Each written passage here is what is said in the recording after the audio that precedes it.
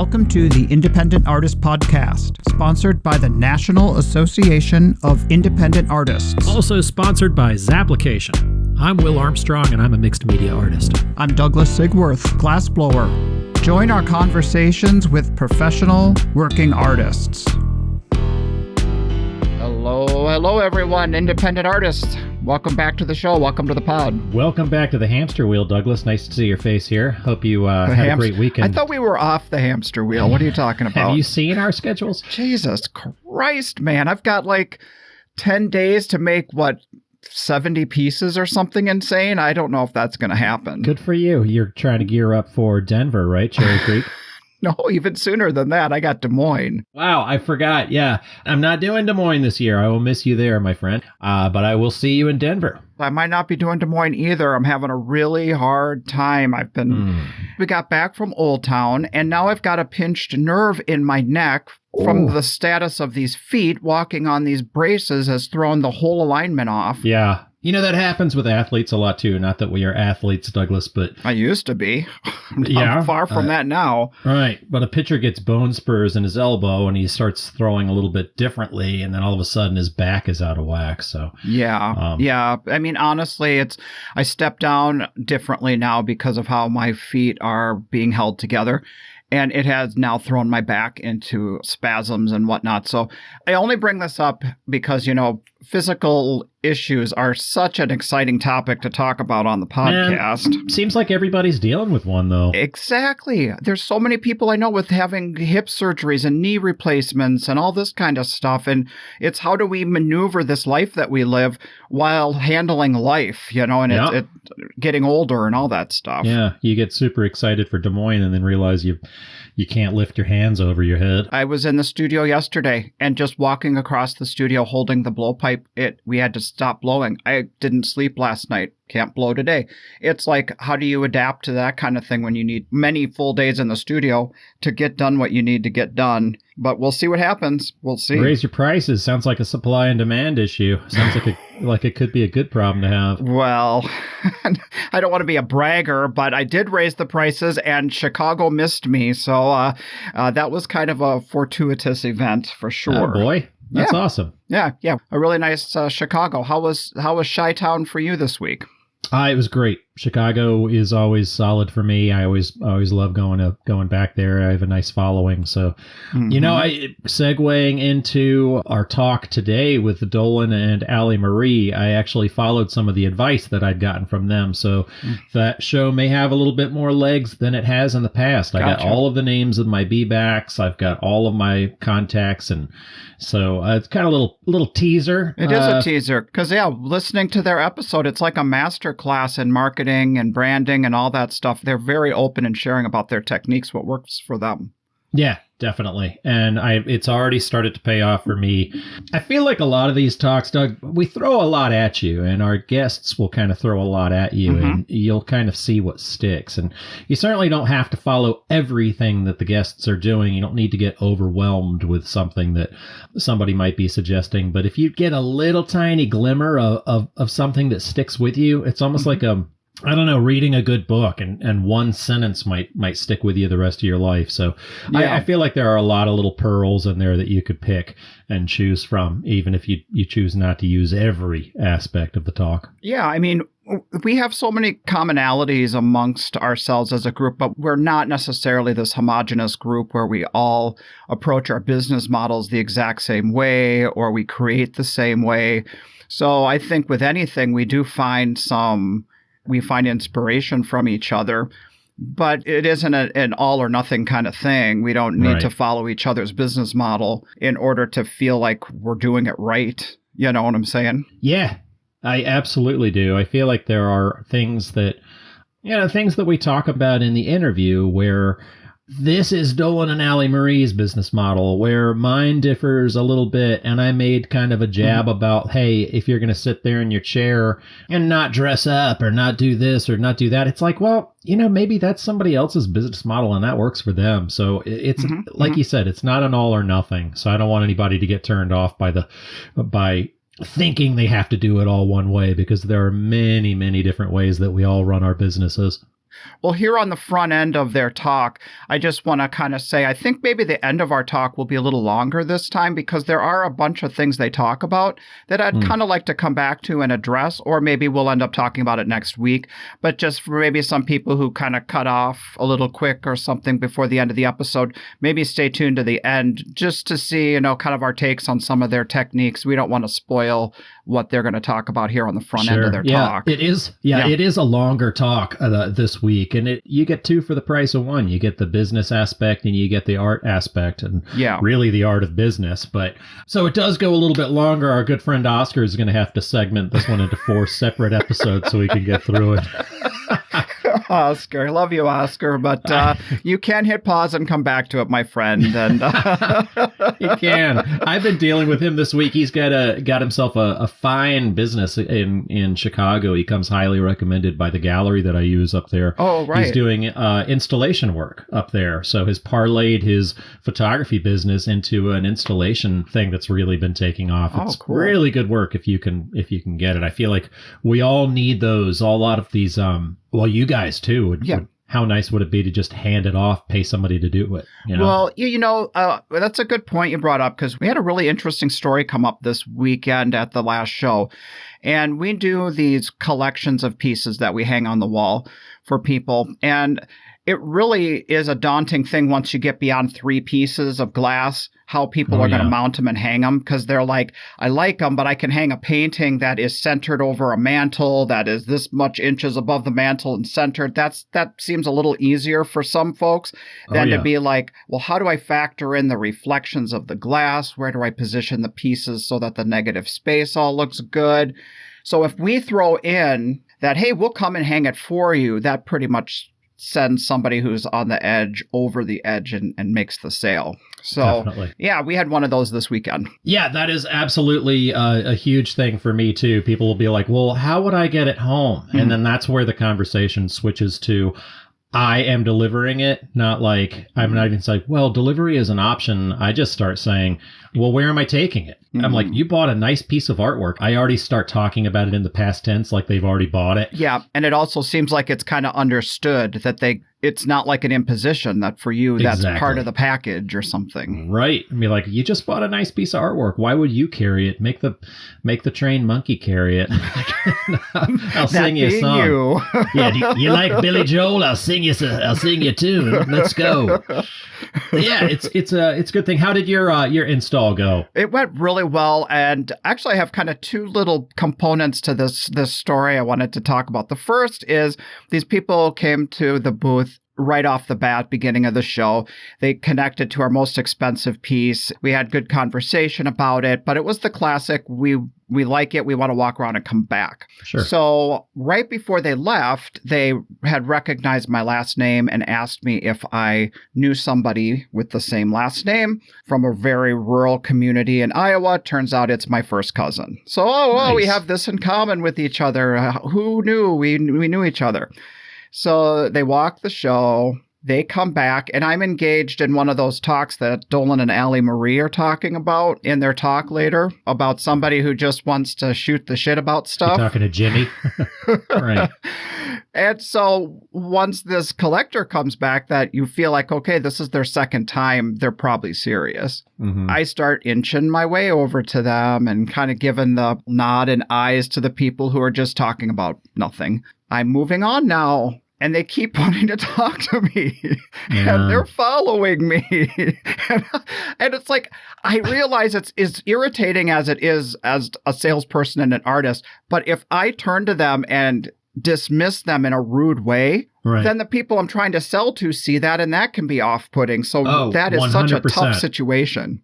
Yeah, absolutely. That brought me to another thing. I've been defining those conversations, and it actually kind of came to me during Fort Worth when they bring a group of kids, and several of the kids are severely autistic or on the spectrum, mm-hmm. some Asperger's kids, some other disabilities, and they're bringing this whole group around. And I love engaging with those kids, mm-hmm. but something kind of hit me. It's like, well, a lot of times with the Asperger's, you with the Asperger's and diabetes.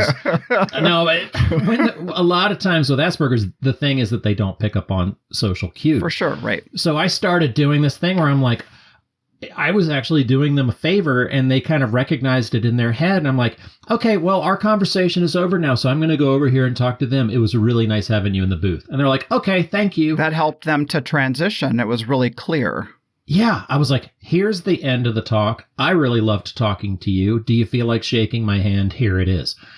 And it was very clear. So I started using that with some of the other things. I'm like, hey, you know what, Jimmy? I just had this customer come back and they've been talking about this piece over here. If you'd like to listen to, not even, like, let me talk to these guys for a minute if that's okay with you.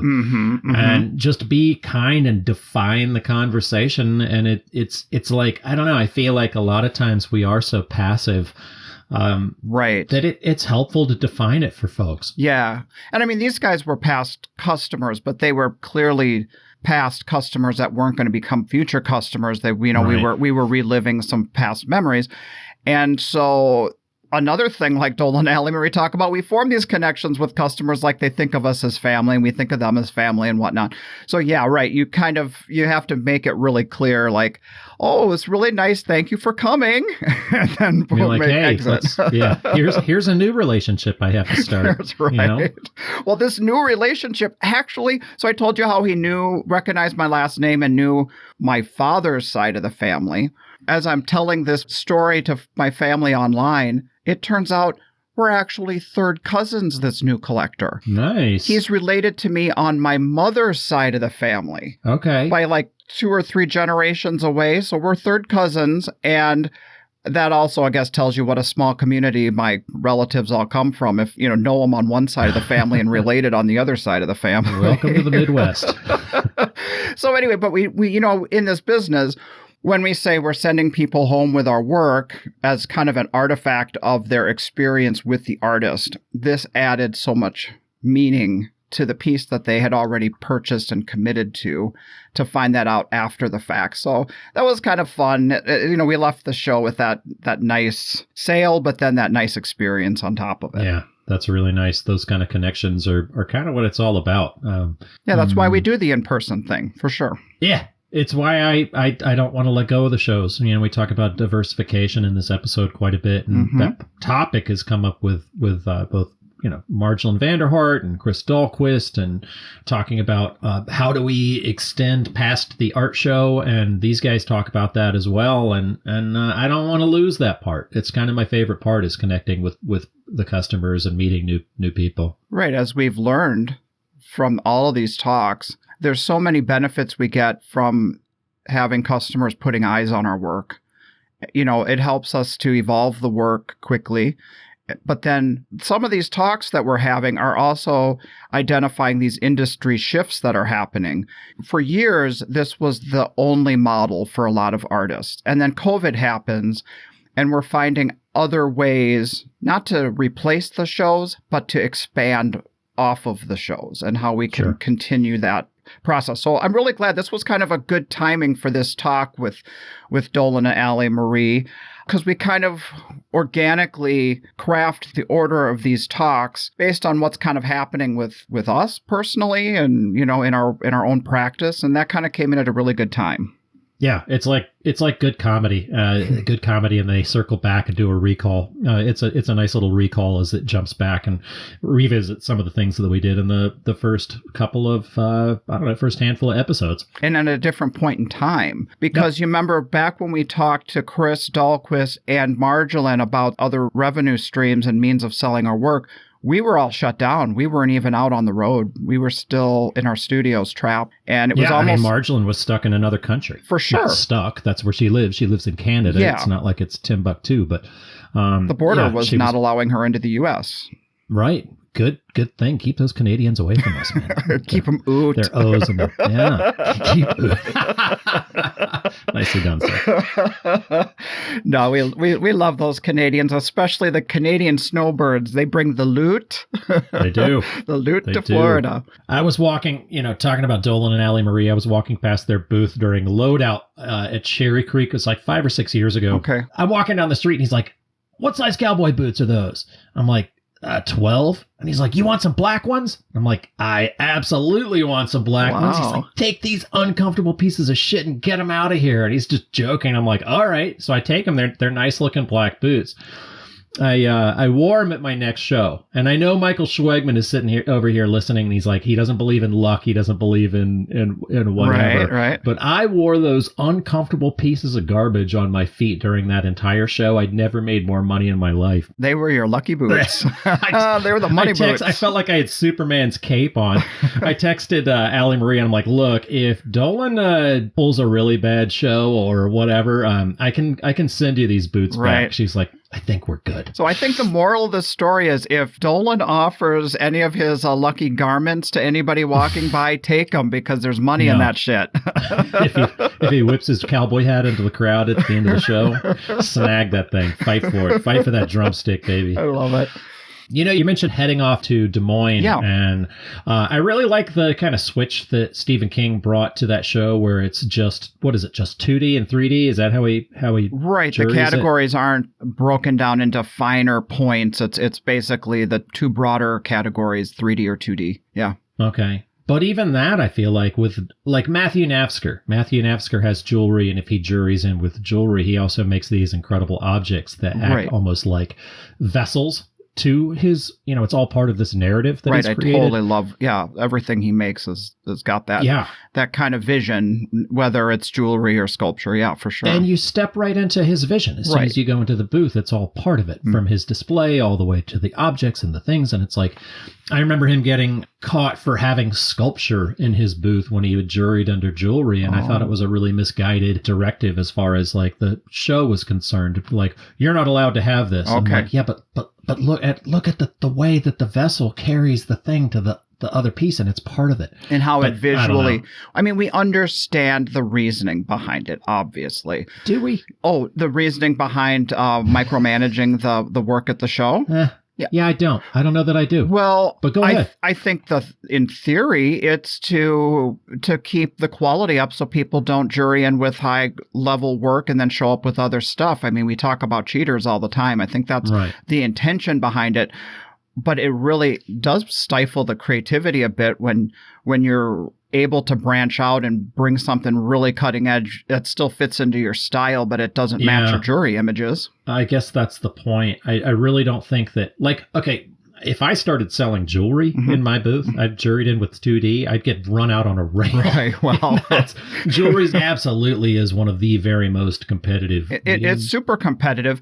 As Deb Adelson said in her episode last year, she said anybody who puts a pin on the back calls it a brooch and calls himself a jeweler. So it is kind of a broad category, and it does need to have a discerning eye in the jury room. Absolutely it does. And I do understand not letting a sculptor show jewelry, but then what if it's like, can the jeweler show a jewelry box? Mm-hmm. I mean, where are we drawing the line there? I just feel like if there's a certain quality to it, I understand that the hard and fast rules, we're artists. Yeah. So there are loopholes, I guess. I had a really intentional or not intentional. Yeah, I had a really interesting conversation at a show recently with Michael Gard about this very topic.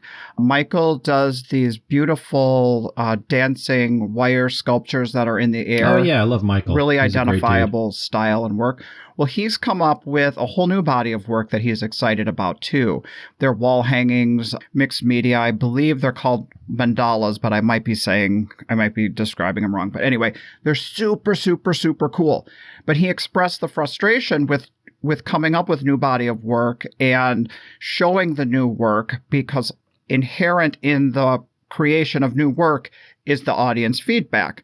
But getting the new work into a show can take almost a year to make the work, photograph the work, apply to the show, show the work to get that feedback. And I can totally relate to that struggle of not being able to show something that you're just, kind of a departure from your other stuff. Yeah, I agree with you. I do have some new work myself, and I threw it in the booth, and you can clearly tell that I did it. Yeah. It's kind of like what we get in with Dolan. It's like Dolan's work, whether he's making a buffalo head out of old baseball mitts, or whether he's doing a a painting basically out of collage with actual paint, you can put it side by side and it still looks like the same experience. Yeah. It's still part of his vision and part of his voice. And you can tell, and that's one of the things that I mentioned that was not just, it kind of came off as just a compliment, but it is like, it's a booth, it's a presence, it's a whole thing. And a lot of us do that. And I think my work, I don't know, what I have found is that my new work still looks like me. So it flies. For sure it's you. I mean, it's a different subject matter. Right. And you have work that has kind of Western themed or rock and roll themed, but it all has a synergy to it. Or we all do, you know? I mean, we're trying. Yeah. We're trying to, and it's like when Nafsker has his objects and his jewelry, you can still tell it came from the same twisted mind. You know? Well, speaking of twisted minds, should we jump into this conversation with Dolan and Allie Marie? Yeah, we should, but I don't know if they're twisted minds. I think they're very organized minds. Okay, that was a stretch. Okay, Dolan, that was a stretch at a segue. I'm sorry. No twisted mind that's there. Okay. I shouldn't call you on it. It's a great talk, and let's get right into it. All right. Well, here is Dolan and Allie Marie Geiman from Denver, Colorado.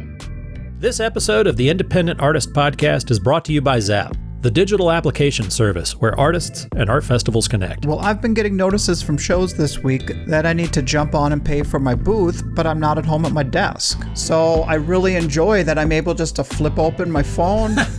Flip open your phone? Do you have a flip phone, Doug? And does Zap work on your flip phone? Because that's impressive. No, but I turn on my phone, I log into Zap, and I'm able to buy my booth right there on the spot, and I can make sure I get that double booth or that corner booth I'm looking for, and I don't get stuck somewhere I don't want to be. Quit talking about double booths, because if those shits are sold out by the time I come to get to them, I'm going to be mad.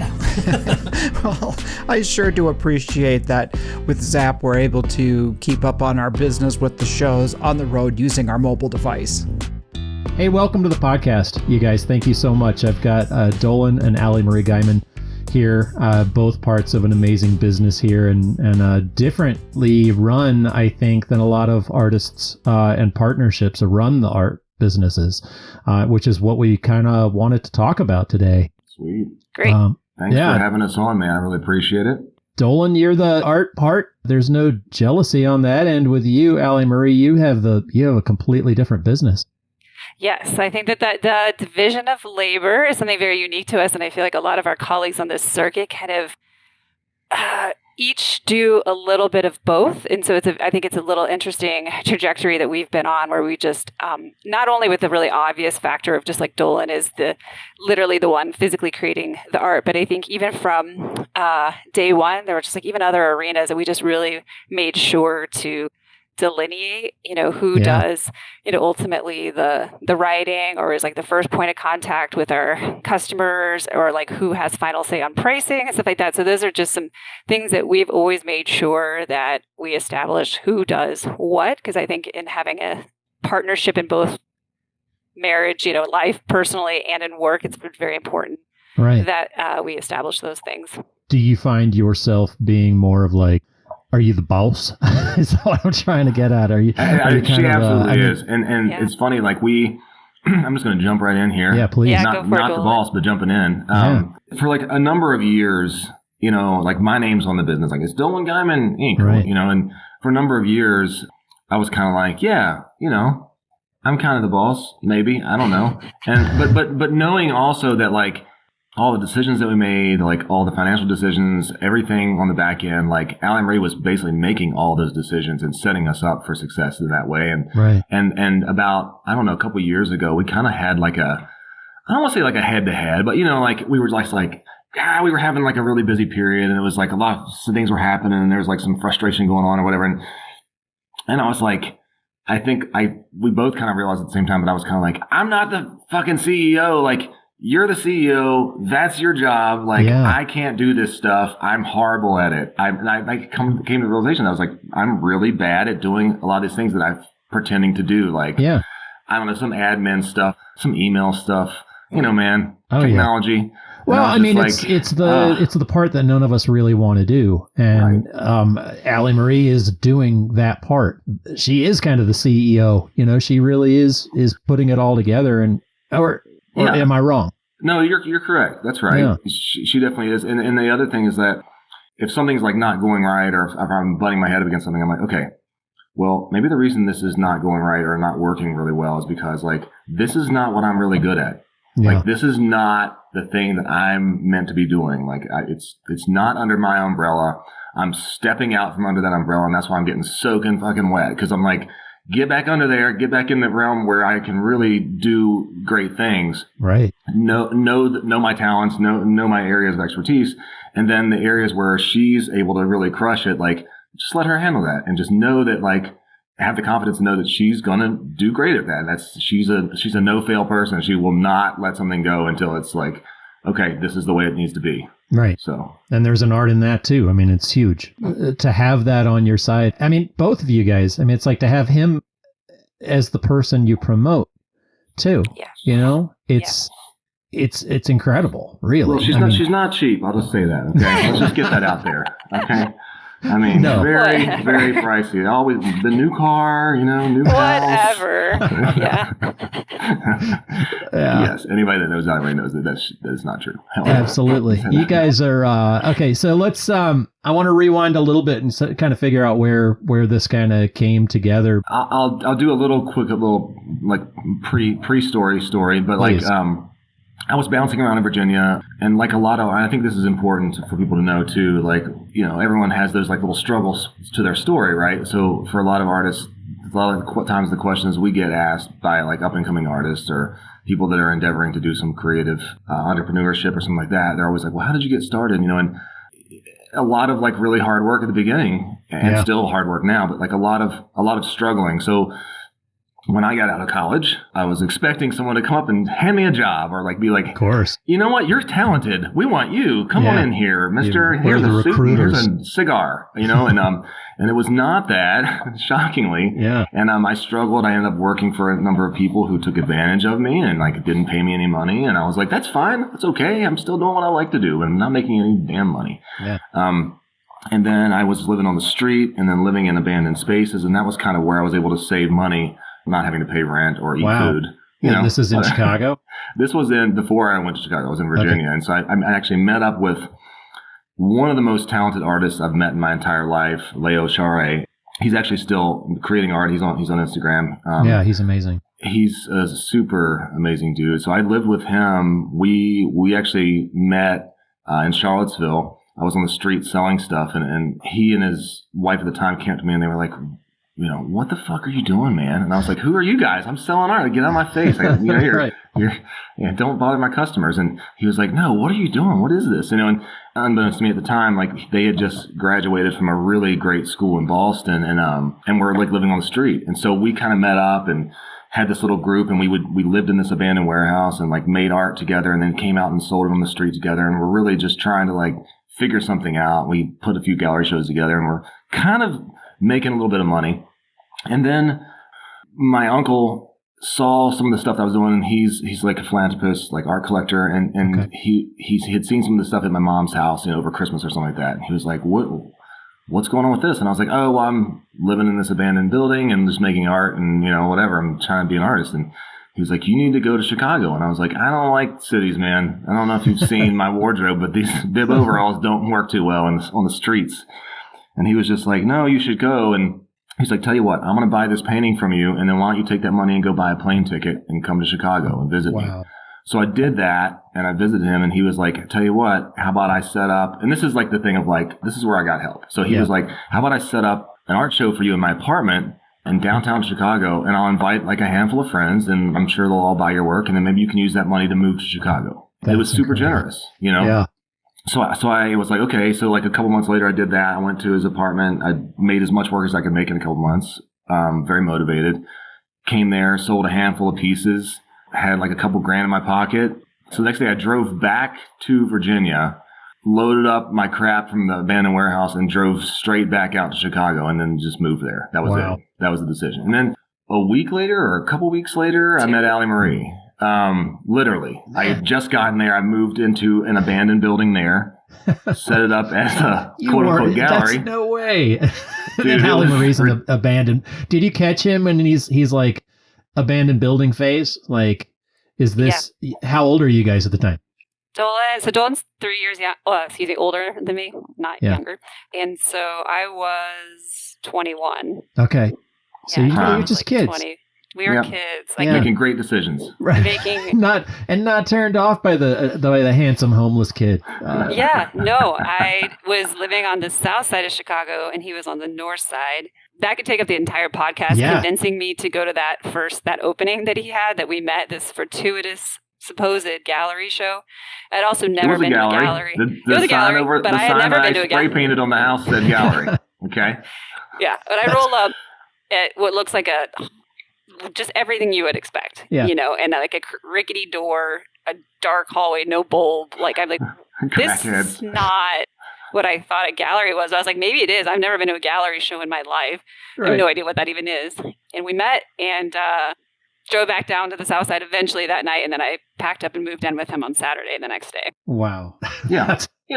Just straightforward. Good decisions. Yeah, but I mean, decisions. It was. You had an instinct, right? It's worked out. Yeah, it's worked out. And it's interesting because I had a conversation with somebody new in my life, like a new friend. It's a very different trajectory. Everything about his life is so different from my own. And he asked me yesterday, like, because I'm somebody that really, I push people away. It's very hard to get to know me. Huh. And he asked me point blank, he's like, what was it about Dolan that penetrated that barrier so quickly? And I just said, it's like, it was his passion. Like, it was infectious. Yeah. And somebody that had that sort of passion for what he was doing very much appealed to me, because I live life with that sort of mantra as well. I mean, mine manifests through work. I'm very intense with what I do, but I saw that level of intensity, and it was just sort of like, you can jump on that train with him, or probably there's not going to be a relationship, because the art and Dolan went hand in hand. Right. And there was no question about that. Yeah. That's when I first met you. I mean, that's what I noticed to Dolan. I mean, it's just kind of, I mean, you're a creator, and you're making things out of a number of different things all at once. Too, you're kind of hitting it from, it's like, well, I'm a painter, I'm a collage artist, I'm a sculptor, I'm doing this. Don't pin me down.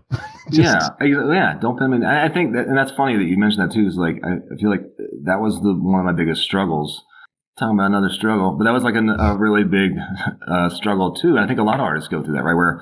Where everyone wants your stuff to look the same so they can kind of put you in a category and know what you are, you know? And I think that was what was really liberating too about meeting Halle Marie. And she was just like, this is interesting. What are you working on? Whatever. And then after a while she was like, well, it doesn't really matter what you're working on, because I'm going to promote it anyway. Just like, give me the information that I need to know. And I'm just going to make sure that like this doesn't fail ever. Yeah. And that's like, I had never met anybody like her who was like, yeah, well, you want to do this? Great. It's like you're around those artist communities and everyone's kind of like, yeah, man, that's great. Oh yeah. That's like, it's really cool. Yeah. We should have a show. And then you have a lot of people that just talk a lot about stuff, which is cool. It's nice to have those people that are, like a little bit loose and fun and a little bit more, capricious. But like, she was the first person that I'd ever met that was like, oh, you want to do a show at this place? Okay, well, we need to contact this person, this person, this person. We need to make sure we have our ducks in a row for this. And then we need to plan 3 weeks out for da-da-da. And she was already like creating these lists. She's a big list person. And spreadsheets. And I was like, oh, that's how you get shit done. That's how it happens. You like make a plan and then you execute the plan. Like you don't just talk about it. That has to be inspiring for you. Right? I mean, because it's working. For both of us. I mean, I think it's like you said, I think Will, at the kind of the top of the hour, I think about a lot, like, my skill set and how that could be best utilized, and it could have been applied to a very different sort of business, and how utterly fulfilling this has been to utilize like the skills that he's identifying, but to do it for an artist has been so fun. It's so fun.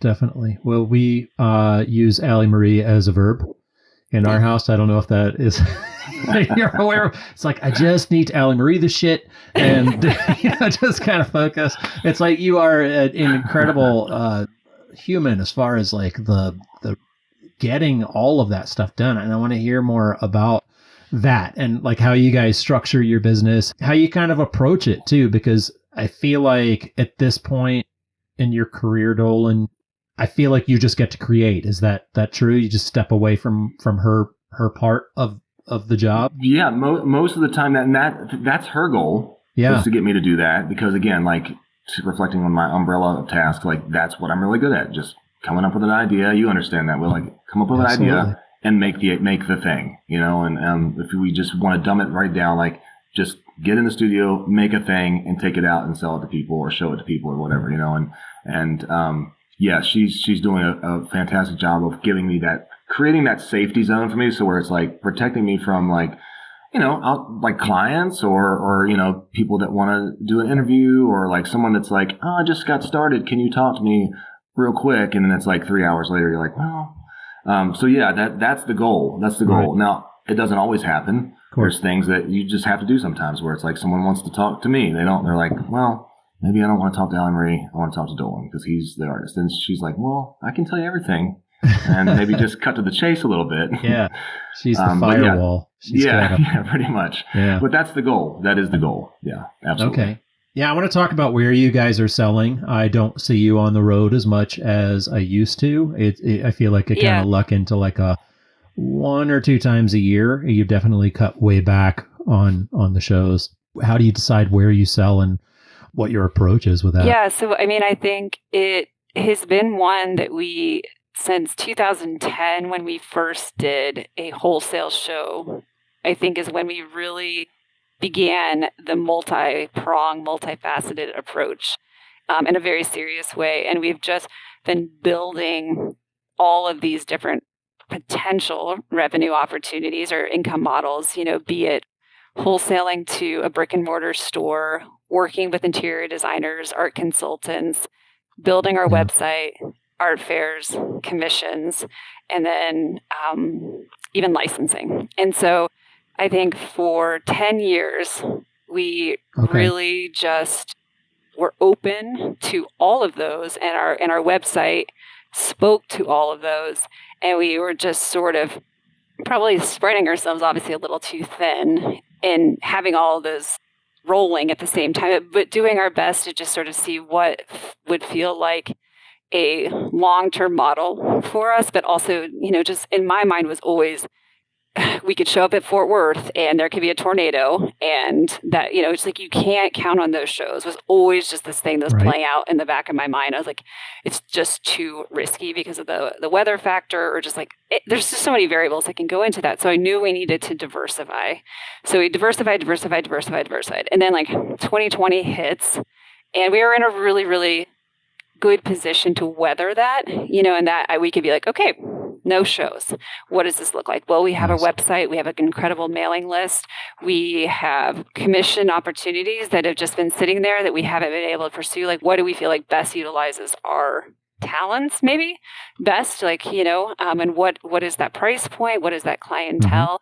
And so I think we really had that opportunity to dig into that and to start to shift, you know, from away from shows as we had to. But then it's something that I think Dolan realized that for him, he was yearning to do, but we were just too much on the train. As I'm sure I think a lot of us realize, like, you're just on that train and you can't even evaluate it because it's just you're on to the next show all the time. Yeah. So Dolan, you were yearning, like at the time, you wanted to get off the train. Yeah, I definitely did. I think a big part of that for me was that I wanted to get excited about making work. And like having the space to make more complex pieces, or to work more intimately with certain clients on actualizing pieces, you know, through the commission process, like go bolder, go larger with some of these pieces, which is really hard when you're like, okay, I can work 4 hours in between driving Fort Worth to Houston and try to like get a little bit done on this piece, and then I'll come back to it. It's just, it just doesn't have the fullest level fluidity. Yeah, it's a really good way to say it. And I think once we did get off the train, I realized for myself how much I was yearning for that as well, for a very, very different set of reasons, but how lovely it has been to slow down on shows. And we're in a place that we love. We're like in Colorado. We moved here for a reason. That's amazing. there's just so many people and activities really like that we love here. I mean, Chicago was never really the best fit for us for our souls. No. So I think leaving for shows all the time made sense. And now we're here and we're like, wait a minute, we love where we live. We love our community here. We love all the hobbies we have here, but we need to nurture those. Oh, that's amazing. We talked before you moved out to Colorado, and I was wondering if you'd been able to access that. I knew that was the goal, but then the busyness, it seemed like you could very easily get stuck not being able to take advantage of the things that you love because you're so busy, because you had to be, it's this constant double-edged sword, this catch-22 where it's like, well, I'm so busy because I live in Colorado and I have to pay for it. That's very real. And I think there was a little bit when we landed here, we were like, it's amazing. And we were like, squeezing in all these little like early evening hikes and stuff like that. But there was that fear of like, holy moly, we just tripled our cost of living from Chicago. Yes. And I don't think people realize. Hi, I moved to Santa Fe. I can relate. Like, well, okay, what does this look like? Yes. And we knew like there's just certain inequities here. Like we needed to buy, like, I mean, there was so few rentals and stuff like that. Like whereas in Chicago, it never made sense for us to own because the market was so much better. We were just always in these unique spaces off the beaten path. But here we needed to, so we had to go through like home ownership, for the first time and stuff like that we just did not ever do in Chicago. So that was like another element, but it's happening more and more. I mean, we have to be I guess I feel like I have to be incredibly disciplined in my schedule in order to make it happen. It's like I have to get up every morning at 5:30 a.m. and just that's how it has to be to squeeze in the things that I want to do. But it's happening more so. So I think that's a good spot too to break out and kind of tell people maybe who don't know us. We come to the studio that we built. We come here every day. We try to get here pretty early between 7:30 and 8:30 is kind of the goal. And then. So do both of you work from the same studio, or is it? Yeah, Emery has an office space, and then I have a separate office space, and then a bunch of like little areas where I can go make the things. So we're here every day.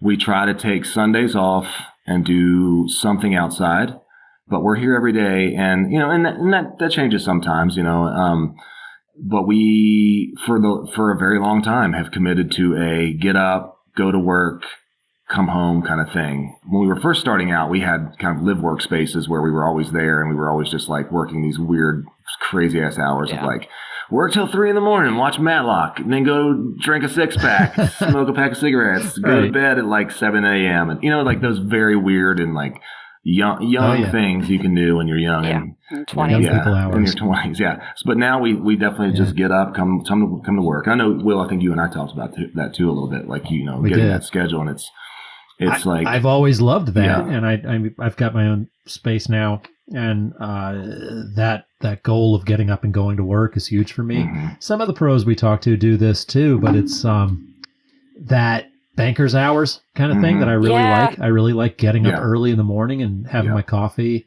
and then getting off to work, and then coming home and having just there's something very separate. Pleasurable just like of having that experience. I mean, on both sides of it, of like what is this day what's gonna unfold this day, like the excitement of that, and then also like I think for us like the coming home, like we know we're truly coming home.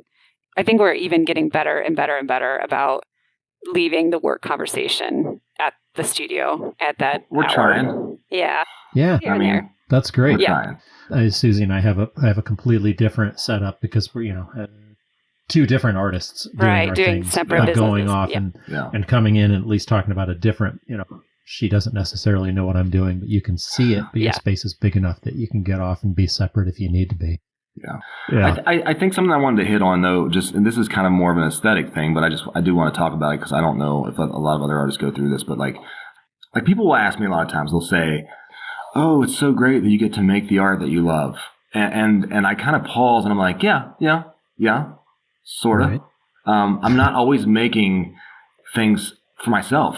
This isn't a big, like giant, like pedestal I'm building for myself so I can crawl on the top and wave my flag. Like this is like, I am thinking about this as a business all the time. So that's a big turnoff to a lot of younger artists who are like, oh, but you got to make great art and change the world. And I'm like, well, I'm just trying to like put some food on the table and be able to have a truck that runs, you know, and it's like, Right. I'm still in that mindset a lot of times. So when I think about creating a lot of times, I am thinking about my client base and I'm thinking about it as a business. Like I'll sell a certain number of let's say it's got an owl in it or whatever, right? Okay. The subject matter is an owl. Like I'll come back and go, man, those pieces just really moved. And then I'll kind of like, I'm going to talk about it. I'll be like, what do you think it was? Like, what was it about that people really gravitated to? Was it the fact that it's an owl, or is it like the wings are wide, or, you know, so I kind of like, I've really come back and try to think about those things after a show. And that a lot of times will dictate kind of some of the direction that I'm going in. I kind of let my audience sort of direct some of that, not all the time, you know, but I do pay attention to that. And that's kind of the end goal. Like during the COVID years, I've been thinking more about that. And I'm kind of going back to a lot of pieces that I sort of sketched out 15, 20 years ago that I didn't have, I don't want to say the courage, but because it's not about that, but it's more so like pieces that I was like, my audience isn't ready for this yet, you know? Okay. And not like a, you know, like Circus Sideshow where I'm like, I don't know if I can reveal the chest tattoo. They're not ready, you know, but it was like, I don't think they're ready for this piece yet. It's a little more conceptual or whatever. I'm glad you mentioned that. Yeah. And so how you've been able to express that a little bit more. And I've seen some of your stuff and not necessarily getting weird, but I was about to say it's getting a little weird. Good. Yeah. Let it get weird. And are people responding? So here's what's happening. Over the years, what we've tried to do is amass this huge mailing list of collectors and clients and people that maybe mention that they liked something or whatever. Allie Marie keeps track of all this. She has day one. The first day we met, she wrote down the people that came to that very first opening. She has all their info still. So we've got like 20 years of like client data.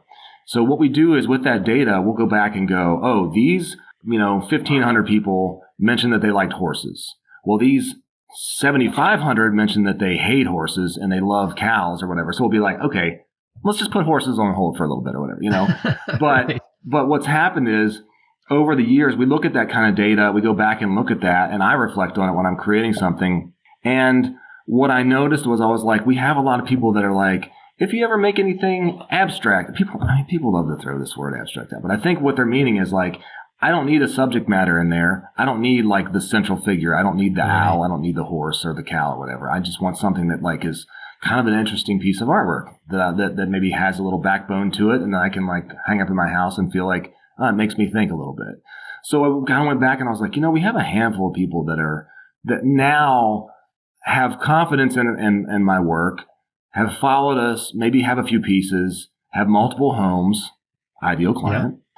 And now maybe this is the time, like we have the audience now. Now I can bring those pieces out that I 20 years ago felt, okay, this is kind of weird. I'm just going to write this down. And so what we've been doing is I've been periodically kind of like just making these little drops of like, hey, something new's coming out, not for everybody. Mm-hmm. Just making sure I say that like, this isn't for everyone. It's kind of a little bit of my like back burner stuff, but I'm bringing it out of the archives. And that's also kind of a little marketing tactic, obviously. Like, oh yeah, this isn't for everybody. And everyone's like, oh, it is. It's for me. It's definitely for me. Yeah, I'm different. Dolan thinks I'm different. He likes me now. Yeah, and I'm not saying that to be mean. I'm just saying like that's what you have to do. That stuff you have to think about how you're marketing it. So I'm able to bring out some of these pieces, and it's like a bittersweet thing too, because I'm like, I really wanted to just make that fucking piece 20 years ago, and so people could be like, oh, look at his work 20 years ago. That was really cool. But now I'm like, well, whatever. Now is when I can bring it out, and now is when I have the audience, and now is when maybe I can sell this piece because I have the audience that I've worked to like, we've worked hard to like make sure the audience is ready, and now I can bring it out. So that's kind of something we've been doing. And I would say the frequency of shows has been critical to that, because I think that there is like there is a cultivation that needs to happen for that to have occurred, and be it from the way we even just map out the release of these items, the email initiatives that are going to go hand in hand with that. And that was so difficult when we were just show to show to show, because you're just trying to make sure you have enough work for the booth. And it was really hard for me to create a schedule and to be disciplined of like, we're not going to release this piece until X date, because we want to gradually drip it in, have this unveiling of the piece. I think it's really important for these more one-off, just insular pieces. But that really has started to take shape as we have slowed down on the shows. Like we've been able to do that. And like, you know, we work in a sauna, this is just a little interesting tidbit. Everything is within a sauna. And that is like, you know, there's a project board now for like some of these pieces, because we want to have that sort of intention, like that we reveal them to our collector. Yeah. And on that board, just to break it out, it'll be like, okay, you know, June 10th, like release the first sketch of the piece. June 15th, go on social media and do a video about like, hey, I'm working on this. You know, like, so we're really trying to be conscious of being like, hey, this is a measured approach. We want to, like you already said, like we want to kind of slow drip this piece out, lead into it, build it up, make it feel like a big thing.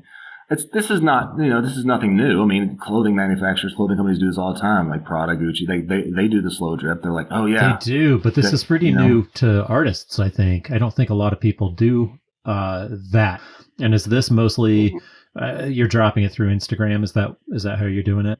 Yeah, mainly through Instagram, and then also just a couple specific email lists that we started probably right during COVID, during 2020. We started a separate email list for those people that were most interested in the statement pieces, or for the exact body of work that Dolan is describing, the atypical pieces. Those individuals get first access. They also get early access to other collections of work, but part of the major reason they're on this list is to get first crack at these pieces, and we make a commitment that they will always see these pieces before a show. So it would we would never adjust. The unveiling is not going to happen at Cherry Creek July 1. We want them to see it first. And so it requires more planning. And that was really hard when we had that frequency of shows, but it's feeling more realistic. We have to map it out pretty far in advance, but it's more doable now to do that. And we're seeing a lot of success with that, and it's been fun. We just see also collectors from other areas, not necessarily places that we're traveling to, which is exciting because of this process. And that's something too that you built out on the website. Is that correct, Emery? Where it's like people can 100%. Yeah. So I mean, the website is again a whole separate thing, but that's a whole separate thing. Well, I mean, just the the commitment that I've made, the amount of time that I am working on our website now is increased, tenfold. I mean, it's a minimum of like 6 to 8 hours a week, and that can be both like manual changes to the site, just like uploading new work. But it's really a lot of it is just strategic planning with new initiatives. And we've slowly rebuilt just about every section of our website over the last 2 years. And we have a developer, obviously like a Shopify developer, but then we also have a UX UI interface designer that I work with. He's out of Chicago, and he and I just do little strategy sessions. He used to work for Abercrombie. Sorry, Joe, I should know that. And so we just are talking about and we're doing a lot of A/B testing on the site, heat map reviews, stuff like that. I mean, stuff that just really going deeper and deeper into the site and the experience of users, and how the heck you get somebody to buy a $10,000+ piece through a website. That's a huge shift. And do those folks have to see you first, do you think? No. And that's the goal, right? Yeah.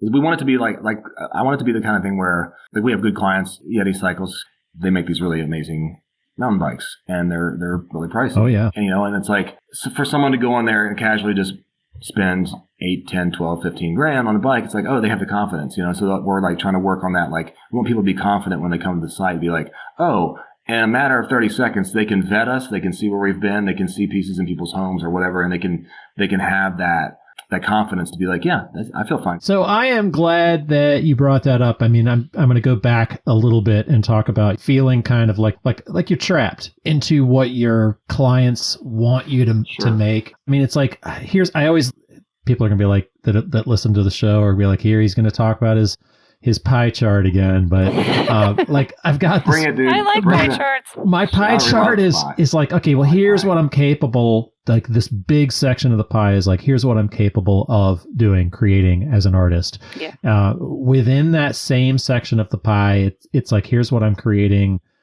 or willing to create. The cells. So it's still within that pie of like what I like, and it's like, okay, well, what I like is to do is within that same chunk of pie. What I like to do, what I'm capable of doing, and what I'm willing to do, and then also within that is like, okay, what sells? So I'm not ever jumping out of what I'm willing to do and what I'm capable of doing. I'm always in that of what I want to do, but I still, as an art show artist, I feel like a lot of us feel like we have to stay within that little piece of the pie that's like, okay, well, this is the shit that sells. This is what I have to focus on. So it's interesting to hear somebody of your caliber talking about that too. I feel like though it's so universal. I mean, think about like even for musicians, it's just like, when they break out with new work and they're like, play your song. What are you doing? We don't want to hear that. Yes, Yeah. absolutely. I mean, we just went to see Dylan. Pearl Jam just needed to make one album. Yeah. Pearl Jam, just one album. We were done. Right. Just quit. Dylan did his entire new album in its entirety, and we were like super like, this bummed. is garbage, Yeah. Dylan. We're like, You should learn how to write some songs. nobody wants to hear rough and rowdy ways. So is it? So Will, I'm curious, like, because I feel like sometimes the question has been posed to us, like, well, actually, I know a gallerist has said to us, well, that's why you should work with me because I'm going to create this opportunity for you to show that work that you're describing, that you Yes. are capable of, that is in you to do. But I feel like we have found that even that it's a false truth, even there, like, because even it's the space to just create in that way is very, very hard to cultivate. I mean, do you find that to be true? I mean, it's just like you just don't where is the opportunity to sort of just create for creation's sake? When you have this schedule, the financial demands, the business you've built, like the collectors that are expecting this work. I mean, that's what we found is Right. hard to find. I mean, it's next to impossible to find when you're on that wheel. I think that I'm at a point now where I'm not thinking about it as like a negative thing, right? Like so often in the beginning of our careers as artists, like we're under this. I don't know where this comes from, but it's like the idea that you should just wake up and just create some piece, just like jerk off on a piece of paper and then hand it to someone. They're like, "This is brilliant," and you're like, "I like that's not really fair to your creativity. It's not really fair to like you as a working artist. Like I feel like there should be some work involved and some struggle with creating something, and then maybe over the years, like there's a little bit less struggle, but like creativity is like an exercise. It's a workout. Like I feel like you should still be exercising and doing that. Granted, every now and then each of us has a thing where we're like, we make a piece and we're like, well, that wasn't that hard and it looks really cool. Great. That's a win for me. But leading up to that, you have like 10, 15, 20 years of work that you've been doing that like, leads into that. You've been doing all these exercises. My point being that like, I don't feel that I want to view creating work for a client as something that's like, oh, that's a negative thing, or like, that's not the thing that I should be doing, or like, oh, you're selling out if you're, well, all those things that happen or that come to us as artists that we get handed to us. And a lot of times that, a professor or two will say, oh, well, don't worry about selling it. Just worry about getting your idea out. And you're like, well, that's great, dude. But then I'm going to have all this shit sitting in my apartment, like propped up against the wall that I can show to my friends when they come over. Like, no, I want this stuff to get out of here. And I want to hopefully make some money on it, Exactly. But also, like, there's two to tango. I mean, you are interviewing independent artists. Independent artists, those are ones largely that are not working within the gallery model. Like the collector base, we have an intimate relationship with our collectors. I mean, how many like people consider us almost like family? I mean, like I get Christmas cards from our collectors. It's and amazing. stuff. And so it's like inherently, I don't think it's a negative too that dialogue with your collector should be considered a negative thing. I mean, I really enjoyed your point you're making is just sort of that these are important exercises ultimately with these pieces. Like each of these pieces plays a part in your compendium of work, but I also think that having that dialogue with your collector isn't necessarily a bad thing either. Like where you are considering their aesthetics and things like that as well. It's a relationship. I wanted to ask you this too. I've been collecting my emails over a lot more again over the last 3 or 4 years. I really kind of turned it back on, but it's not too late for us. Yeah. Right? I mean, it's not, you guys have been collecting it, yes, since your early 20s, but it's not too late for somebody like, I don't know, who's sitting there listening to it and be like, God, it's another one of these things that's nagging me in order to collect the emails. That's a good question. Very good question. And I kind of wanted to clarify what we're doing with that information, because I think the mantra should be quality over quantity always. I mean, duh, but that does not mean we're all our singular goal is not just to get these emails and dump them into the list and then just blast people willy-nilly. Like for us, what we're doing is making sure that if there is somebody that expressed interest in, if you have a horse and a cow, I want those two together. And we are making sure that we can save that and find it through tagging systems. It's essentially what we're talking about is content management and lead tracking. What to focus on is not just collecting, like this push of just collecting, but just doing an intentional program of how do I want to keep this organized so that I can follow up with these humans when I do create that piece, that I'm ready with that. Because I think that is what will be so much more successful. The conversion on that will far exceed just having 1,000 email addresses. To have 10 really qualified collectors that, if you follow up with them and do a very personalized message, be like, guess what? He made the piece. That's going to work tenfold versus just 1,000 emails that you're just blasting. We ask a few questions. We ask what is their favorite piece in the booth? And then if we ask about what is their favorite subject matter, and we save all of that information. Yeah, we have a thing where it's are you more interested in prints or are you more interested in originals? And that helps us.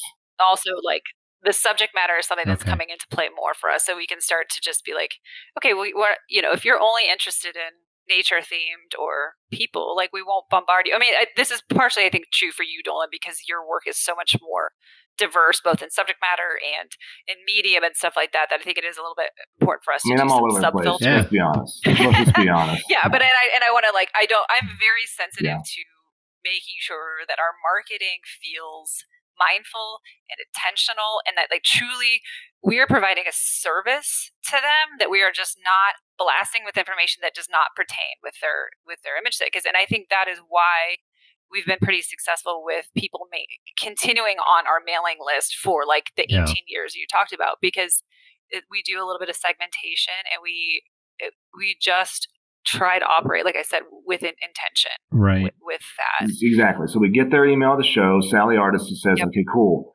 I met Joe at the show. He's a great dude. He said he's interested in following up with Lear, loves the work, and we will be interested to see what I have coming out new in the fall. Let's say that. Right, which is the most common thing. I'm not quite ready today. Oh, yeah. I mean, we all get that. I'm not ready today, but I like the work. Yeah. Would love to follow along. Where can I find your work? Right. And it's then I'm well, you can look at my website, but I'd love to grab your email and just get you and to send out, an email newsletter every now and then. If I have some new stuff coming out, I think you'd probably dig it. Let me send that to you. Right. And then, so Anne-Marie, what do you do with that information then? MailChimp is our platform that we use for email marketing. And then within MailChimp, we do a series of different segments. If it's somebody that's just really just generally speaking, they get our monthly newsletter. We keep our frequency at monthly, and I will not change that. I'm not going to ever bombard people more than that. That feels like an appropriate level. And then if there's been really specific interests that have been conveyed, those get segmented within MailChimp. They get tagged based on whether they're interested in new work, derivative work, OWL, stuff like that. I can really quickly pull the Search 15 people through that, and I can find those people that that asked about or express interest in over the last 3 to 4 years. It can't go back 10 years, because probably at this point they're not going to be interested. But the last 3-4 years, and I can pull those up really quickly when you suddenly create that piece, and then I can market to those people specifically. And I think for somebody who's just getting started, who's I don't want to get into Asana just yet, or you can probably create a spreadsheet, go home and let's say you're a Yeah, ceramic artist, that's you what I know, did. and That's what I did for years. yeah, I just did tabs on a spreadsheet just for these yeah, Right. different interest yeah. sets. So you could literally be like, I'm a ceramic artist. I sell, you know, let's say I sell a ton of mugs and bowls and pots, whatever, right? And then all of a sudden you're sold out of your mugs. Every show you seem to sell out. Well, you start getting the names of people that are coming up. Do you have any more mugs left? No, but let me get you on this list. And then you have 50 And that should be people. that would be its own list. Its Like own I list, think for yeah. ceramic artists, like mugs, if you are just interested in mugs, like mugs should be Totally. its own Yeah. email Right. list Yeah. or marketing list. But if you're like somebody like, you know, Schwegman that like has like these really one-off more style pieces or wall pieces, and then sometimes he makes some mugs, stuff like that. You know, he's a prime example of somebody that I would be like making sure to segment Right. the email marketing and speaking to those different Yeah. interest sets. Dolan, you mentioned something about, you know, doing a lot of different things. I'm all over the place. You were just kind of joking, but you have a very defined, as far as I see it, it's a very defined brand. Like I can see your booth from a mile away. It's like, you know what I mean? Like, it's just like, that's Dolan. Dolan's here. You know, how do you create? And I know you're doing that too, Ellie Marie, with the emailing too. It's all part of that brand. But I feel like when I'm walking into your booth, and I think this is what is a mark, kind of a mark of a really successful artist. I don't just want to buy a piece of your artwork. I want to hang a piece of your artwork in my home that reminds me of you, that reminds me of the booth, that reminds me of the experience. So it seems very, No, thanks, man. it seems very intentional. Yeah, thank you. Yeah, so it is intentional. A lot of that comes from early on. You know, I was fortunate that my mom's an artist. She does shows still, Wow. not as many, but mainly does a lot of shows in Virginia. But like when I was growing up, I would go to shows with her. And while none of us in my family had any sort of business background, she was very, very, very, very much into like how to market yourself, how to put yourself out there, you know, and her big thing was always like, you need people to feel like they can look at your work and immediately tell it's your work. There's got to be some signature thing, whether it's like the type of work that you're doing, whether it's the colors that you're using, whether it's your medium, whether it's, you know, how your display looks. You want to have a signature style, essentially, that is your brand. And you always want to kind of keep that in your mind. And so for her at the time when we were growing up, she was doing watercolors, as a little aside, but like she was doing watercolors. And in the area that we lived in Virginia, like this is like early mid 80s, like everyone was doing watercolor landscapes, right? And it's like the Virginia countryside. It's really beautiful, but it's like brown wooden barn, green grass, blue sky. Here's your postcard, right? And every show you would go to, it was like, here's the quintessential Virginia landscape. And I remember it's either when that or my P. sister Buckley was, Moss. you know, my sister was born. I remember her talking to me about this, like when I was like 5 or 6. She's like, I got to figure out a way. I really want to be different than all these other people. And the thing that I think everyone's missing is color.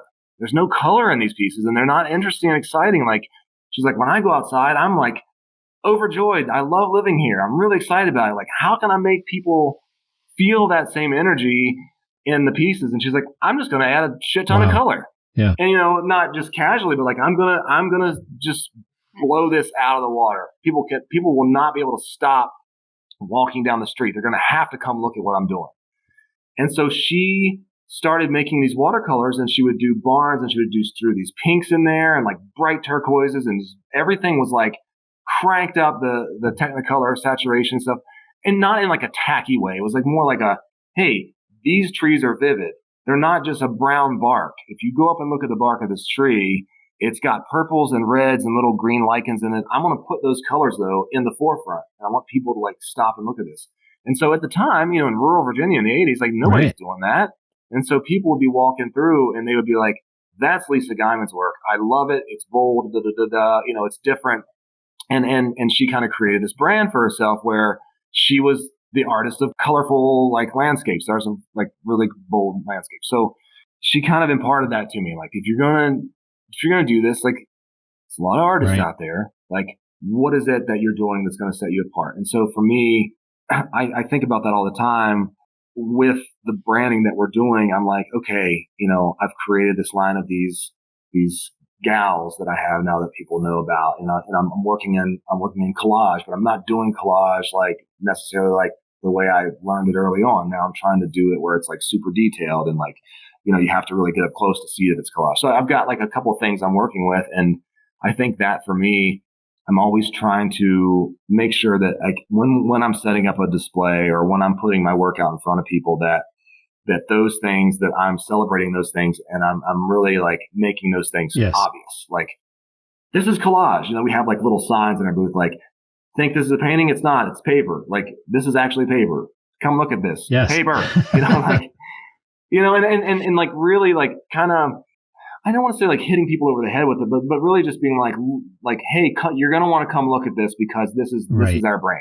This is our thing that we're doing. And this is what makes this unique. And I think that's kind of my goal when I set up a booth or when I try to make something. Like, it's been my goal all along to make sure that element of the work stands out.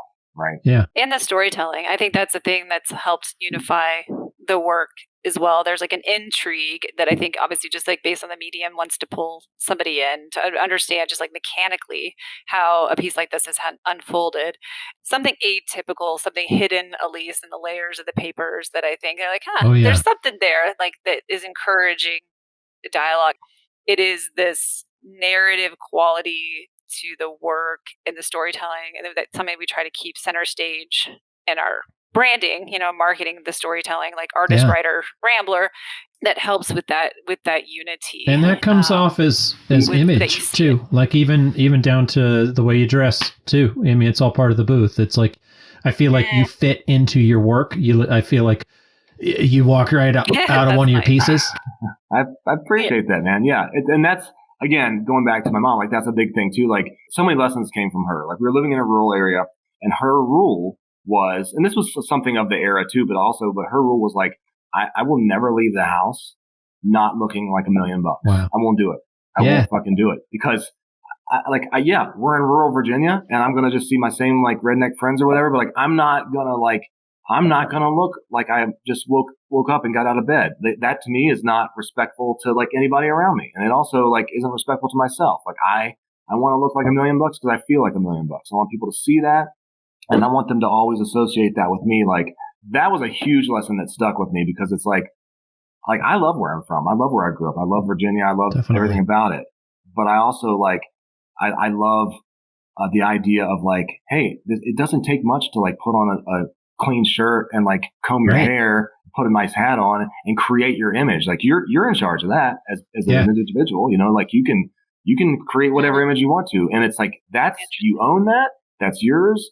And that is, as artists, man, we can get away with all kinds of cool stuff. Like, why would you not wear 4 ties and like no shirt and just some underwear? Like, what? Why would you not you want to wear that, a pirate shirt and do you? I mean, man, to wear your pirate shirt all the time, every day. I think a lot of folks on the circuit kind of, we call it the circuit, but it's like a lot of folks don't really take advantage of it, and we sit in our chairs and we kind of sit there in the last art show T-shirt that we were given for free, and we're just kind of wait around for the next passive sale to come into the booth. It's a different business model, and if that's yours, it works. Freaking go with it. Who cares? Right. But it's like, if you want to up your game a little bit, I feel like you have to kind of do it on every front. Yeah. It doesn't take much, again, as an artist. Like, you already have a lot going for you at these shows. People are coming into the show, whether they're like there to buy something or there to look around or whatever. They did the hard part. They got to the show. They're there. Yeah. And I've been there. I've been sitting in the back. I'm like, F this. I did not want to be here right now. Like, I want to be finishing that piece that I was thinking about, or I want to be like eating a giant ice cream cone, riding a dinosaur, like a million things I want to be doing rather than sitting here talking to these people. But then at the same time, like, they did the hard part. They made it out of their house. They pulled themselves away from their phones, their TV, their children, or whatever, coming to walk around to look at your artwork. And it's like, that's the hard part, I think. And now what you have to do is, you get to be on stage for 30 seconds, for half an hour. Like, you get to be the performer. God, who doesn't love that? Who doesn't want to be a performer for like just a little bit, Like, that's part of it, man. And I think the thing that we all know this, that no one teaches you in school, maybe they're teaching it now, I don't know, but no one teaches you like, hey, You want to be an artist? You need to be a salesman, saleswoman, whatever. Front and foremost, you got to be able to sell your stuff, Right. you know. And it's like, and then there's all the things, right, that come with that. And I think with that though, like I think okay, I get it. Like you're a shy person, like this is uncomfortable, something that I am not nearly the person, the performer that Dolan is. But just, okay, so like have the discipline before you get to the show to like to actually write out. I mean, maybe it feels goofy, but like start practicing a couple questions to just ask a patron, or like you have a new body of work. Okay, like what is your elevator pitch? Do you have your elevator pitch ready? Because like you said, sometimes you have 30 seconds to just really hone in on like what is great about this collection. What do I want to convey? Right. And and make sure you're showing people that, like, you're directing the conversation there. Or if you are shy, maybe you say, "Hey, best friend, who's really like outgoing, like you want to come sit at the show with me and like talk to some people, and bring that person along, have them help you with the sales, have them at least be the greeter." And then that looks really cool as a patron. You're showing up and then someone else is greeting you, like, "Oh, well, the artist is in the back. Like they're, like, let me see if they're available right now." Like you can play that up. You can make that work to your advantage. Yeah. You don't feel like that, and I know you've worked with people with sales before in your booth, and you have space to do that. Do you feel like it ever cramps your style a little bit? Like, are people going to be like, "I don't know, I've got my own thing. I don't know if I want somebody in here like talking." You mean like having a friend or somebody come with you? Yes. Yes. Like, how do you kind of train them to help you? I think first and foremost, you find somebody who likes your work or at least understands it, and you can explain it to them, is happy talking to people. Nice. So that person can be like, I want you to look for people. Like the icebreaker question might be like a question that's like really gets to the point of the matter. Like, "Hey, don't ask them this, but like, hey, are you here to buy something or are you here to chat?" Like, like you got to figure out that question, right? Like we always have, we all have that. And so maybe that person can kind of help break the ice, help direct the more serious clients to you.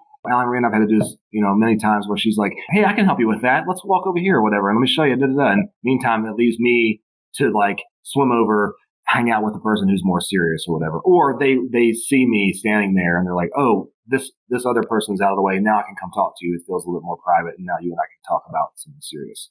Right. I think honestly, I've always marveled at folks like Daryl that can somehow do these shows by themselves.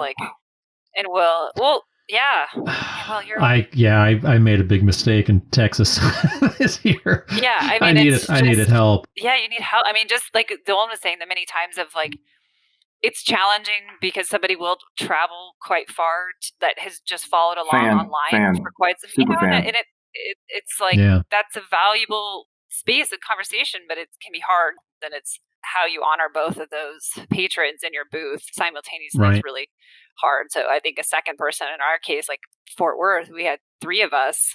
That felt actually really necessary at certain moments at Fort Worth. So it was really nice. Or even just to be able to take a 5-minute break here and there. Just to clear I always your ask head myself this too when I'm like, I don't want to be in the situation where serious client walks in, they're surfing around, they're sharking the booth, they're just kind of swimming, and you're like, they're serious. Right. They're going to buy something. I've got to be available when they're ready to take the chomp. And what always happens? Always it happens. Oh my God. You're about ready to go up to them, and in swims little fish right in between the two of you. "Hey, can you tell me about this piece? Like, I love it. I'm an artist." And you're like, "God, I want to talk to you. You're important, but the big shark's ready to take a giant bite out of my work." Like, all right. And it always seems to happen. And then for me, I'm the type of person where I'm like, I don't want to look like an asshole and not talk to this really excited young artist. But I kind of need to sell a piece to this giant client. So I'm like, So I end up talking to the young artist, and then like the client's like, "I'll be back," and you're like, "Oh my God, what an idiot! I shouldn't have let them walk away."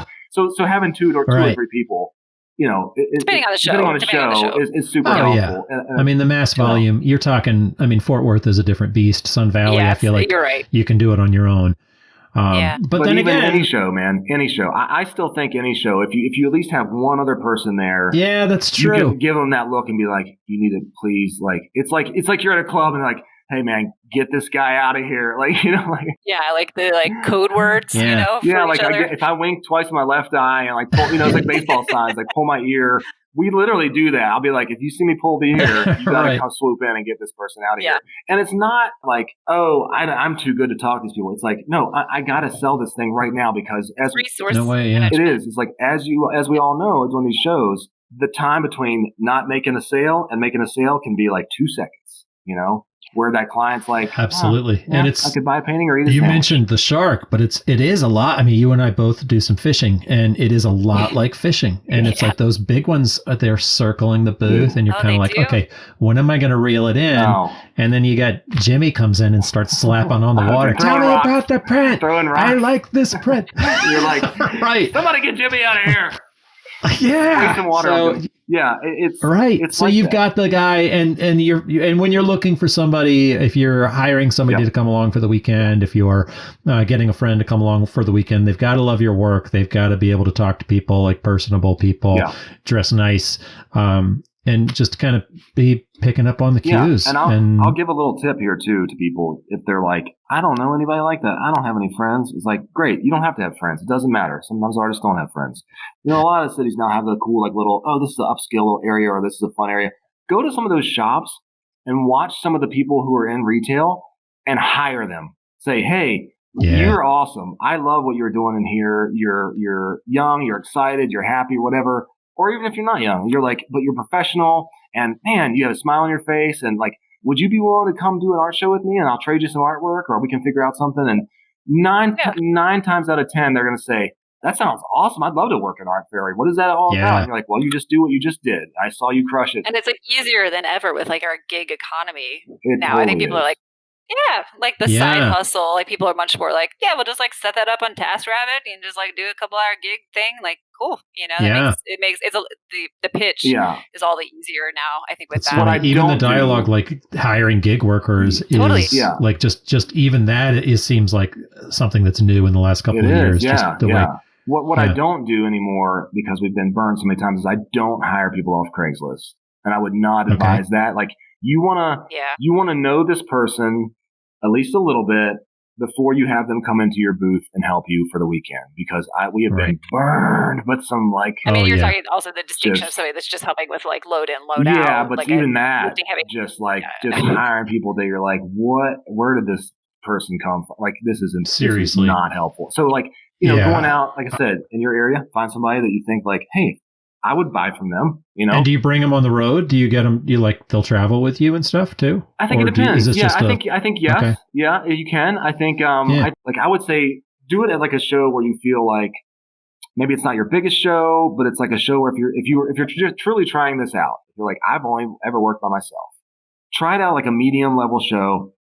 I would say it's okay to say I'm going to give you a plane ticket to fly down and do the show with me. Here's all the details. Give them all the details. Here's when you got to show up here. Got your hotel, whatever. I mean, I know that sounds extravagant, but it's really not when it comes to the fact that like they might be helping you make some really solid sales. You know. Yeah. I mean, if it makes sense for you. Now, if it's a local show, great. Be like, hey, can you come help me out at whatever, Cherry Creek, and here's what I need you to be there like an hour early because I want to make sure that you help me like open the booth up and you can see the stuff. I want to show you my work and kind of give you a little spiel. And you may end up hiring them like as a part-time assistant to come with you to a lot of shows. They may end up being really cool. And I'm finding that happens a lot more and more for people that I know. They're like, it's really helpful as an artist business owner to have some sales help. It's crucial. Yeah. It's so crucial. Oh, yeah. It's so crucial. Also, I mean, thinking about something way back when Chris Dahlquist was talking about if you're a retail shop that's only open 6 weekends out of the year, milk that weekend for everything it's worth. Why show up if you're not going to pick it up? Yeah. Don't leave anything on the table. Right. Pick it all up, and then those folks are helping you do it. So, right. And I think that's like the lessons of where I think every art fair artist has to figure out what that frequency is to be able to do that very thing, to maximize the show potential. Because I think we've all witnessed, colleagues on the circuit. You're like, you're stretched too thin.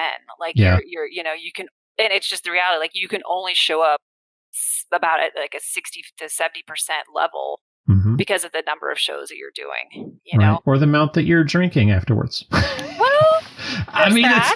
it's, some. You gotta show up when you're ready. It's like, Well, and it's show up and do the job. Segue, Yeah. but it's easy to get into this place of being like, I'm on vacation. I'm not in my hometown. Mhm. This isn't a real job. And it's like, well, this is where you could possibly be making like a lot of your income, hopefully all of your income, but like, and so like you said, when you show up to the show, like this is your job. You get there early, you make sure everything's perfect.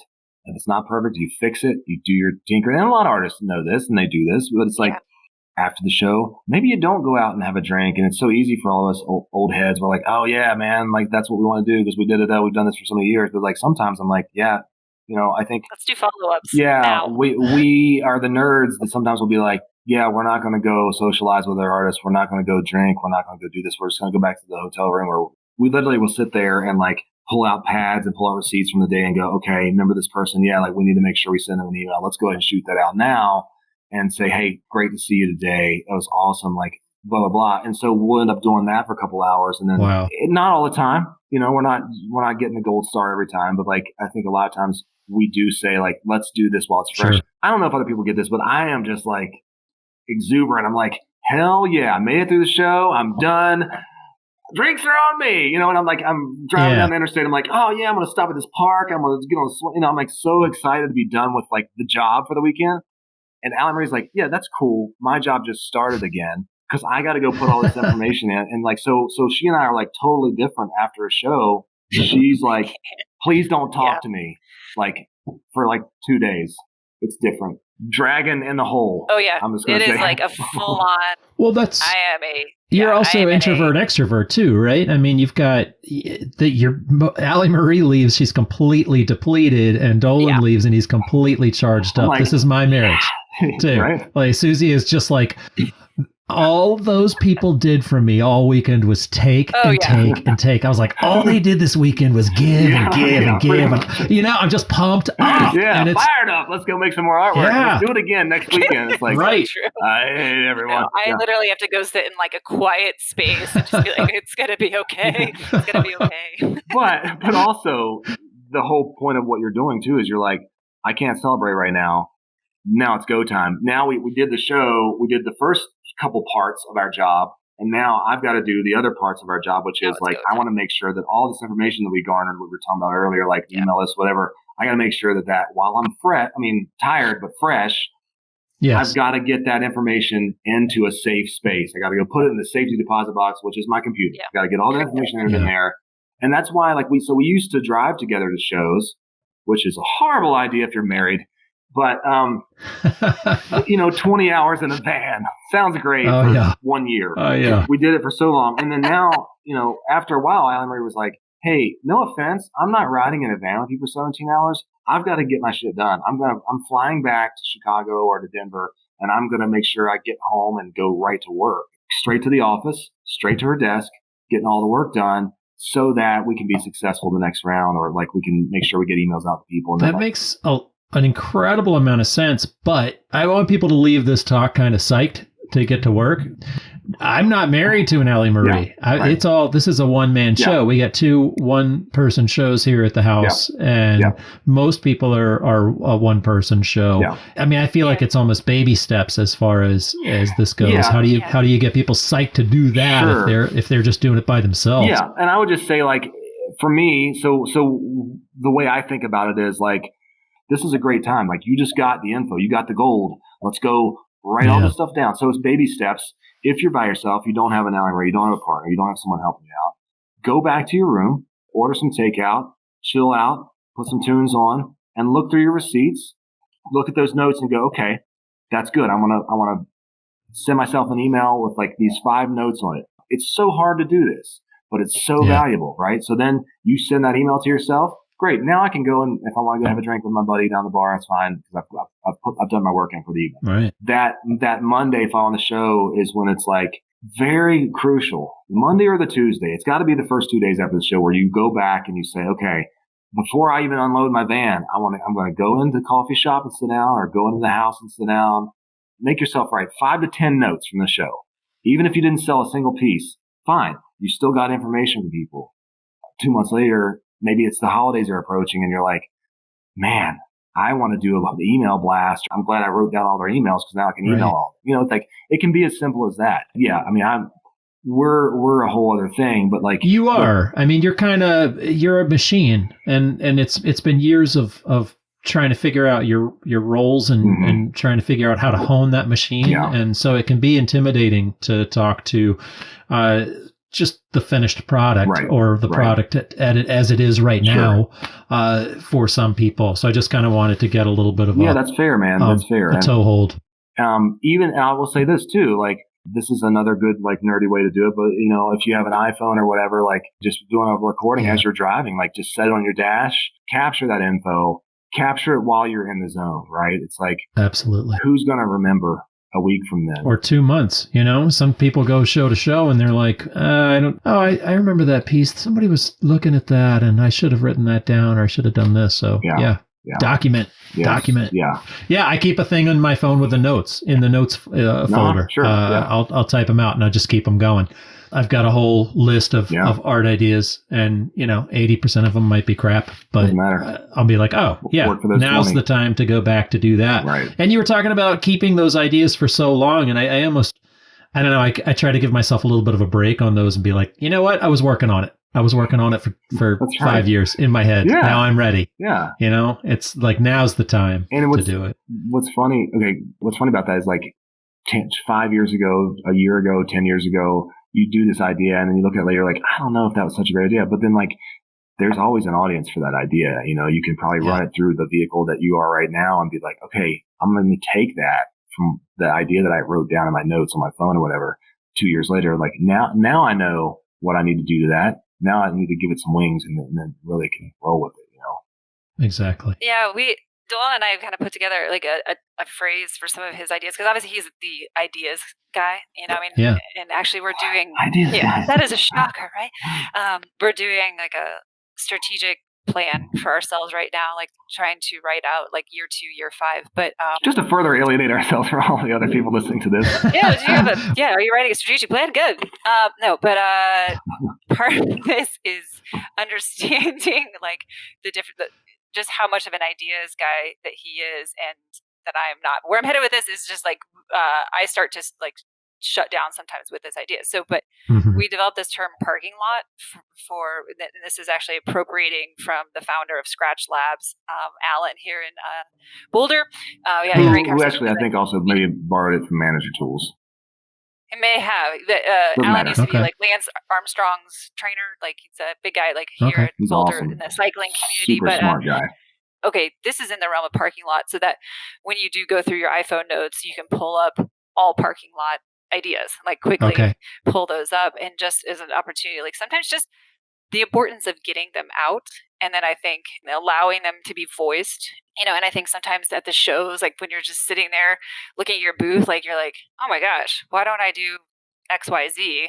But then you get back home and get too busy. But like if you would just put down some of these ideas. So, and I find Dolan and I now like, are we going to like look at some of these parking lot ideas together? Like I'm feeling like let's try to manifest one of these for fourth quarter. Like what one of these feels right to try to bring shape to. Yeah, and it can be anything like I'm sure a lot of artists are like this. Like I'll be driving down the road. I'm like, oh my God, I got to make this piece, right? Well, that's an easy one. Like put that in the parking lot and just type it in there. But there's other things too where it's like people will just casually say this stuff to us at art fair. Oh, you should put your artwork on clothing. You're like, yeah.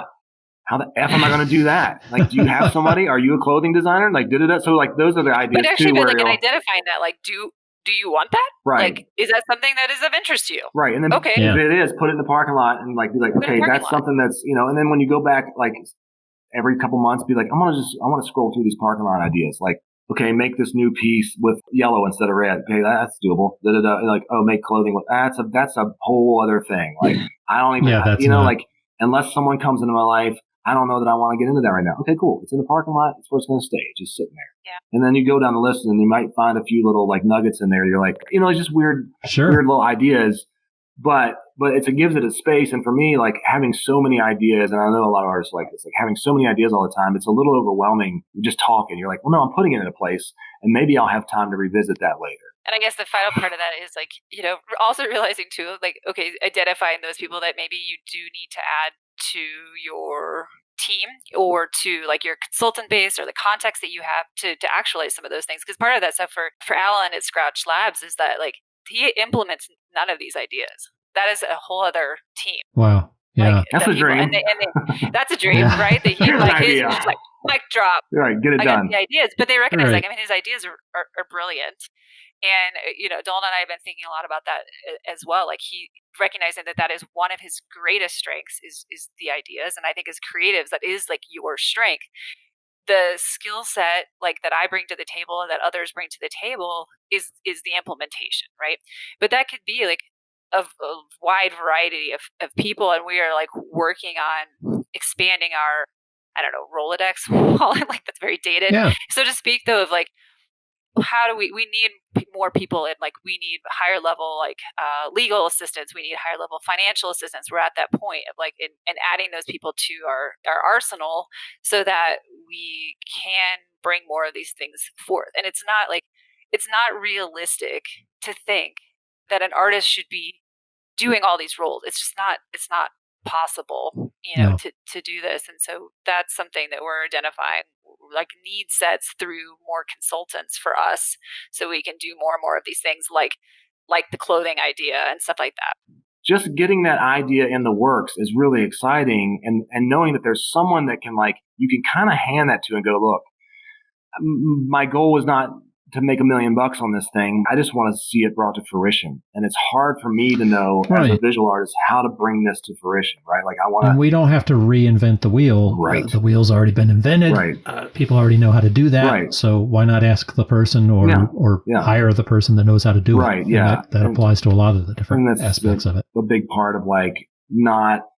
For me, at least, I get overwhelmed sometimes when I have a bunch of ideas that I think are fantastic. I'm like, these are great. All these ideas are great. This parking lot's full of brilliant ideas. Like I just can't wait to $high-dollar parking lot. Can't wait for the parking lot to just become its own thing. That's the parking lot is definitely coming into that's entering the chat as far as my wife and I go. She's like, baby, could you just put it in the parking lot? That's right. It's got to go. I mean, the thing is, that doesn't make the ideas any less valuable. Like we are nothing without ideas as artists. We're nothing,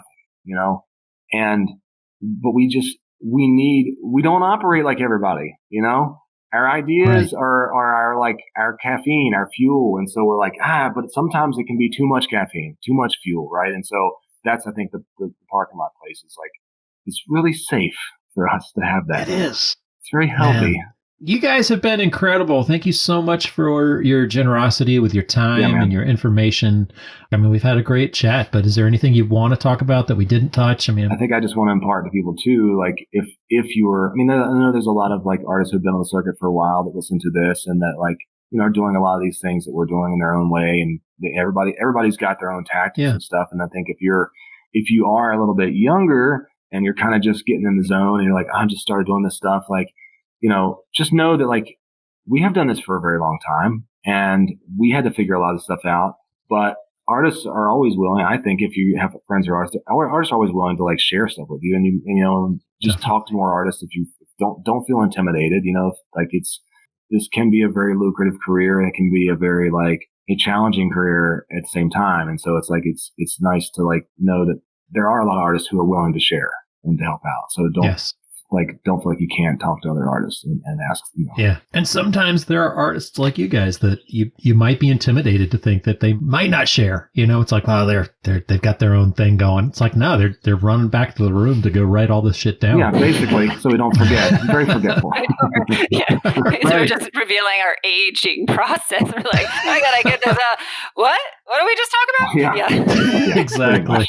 But dude, thanks so much, man. I appreciate your time. I know it was like a little bit longer, but thanks for letting us. No, not at all. I mean, I seriously, we could have gone on forever, and we didn't get to talk about QuickBooks. I'm kind of upset about that. That's next episode.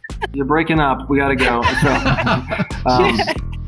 So, dude, thanks again. Best of luck at Old Town. Thank you so much. I love you guys. I really, really appreciate it. Yeah, man. Thanks, Will. It was fun. definitely. Talk to you soon. Bye now. Amazing talk with these guys. I love Dolan and Allie Marie and what they had to say. I'm going to be picking up some of their new tips, that's for sure. Pick up the pieces, for sure. Yeah. And you do have to remember that this is two people that are just as invested in the artwork that have very defined roles. Yeah. It's like and that's what I loved about it, but it is not necessarily applicable to everyone. No, but when Allie Marie said she met Dolan and where they kind of met up on that intensity level, you can totally see that in their talk, where his passion and intensity for being creative really matches her passion and intensity for the business side. And you put those two pieces together and you've got yourself a perfect pairing. You really do. It's inspiring, and has my wife and I sitting here going, look, all right, which one of us is going to quit? Right. Who's going to be the one who's going to pull up the ideas from the parking lot? I love that, the parking lot. Put it in the parking lot. We are definitely putting some ideas in the parking lot. Maybe we should do that, Douglas. Oh, I've already got ideas in the parking lot. Put it in the parking lot, pal. Parking lot. Hey, Shove it so up your next, parking lot. the parking lot for next week, we've got the next episode. I sat down and I talked with Michel Delgado. Totally cool guy.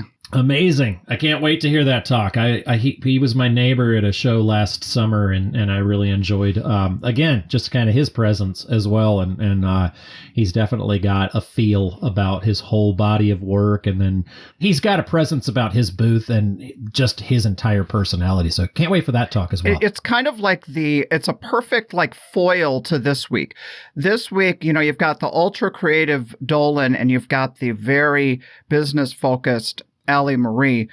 And Michel, he says he is all about the experience. He calls himself a visionary artist. So he gets himself into a state, kind of a spiritual state, and the images come to him as he creates. It's a real intuitive kind of creative process.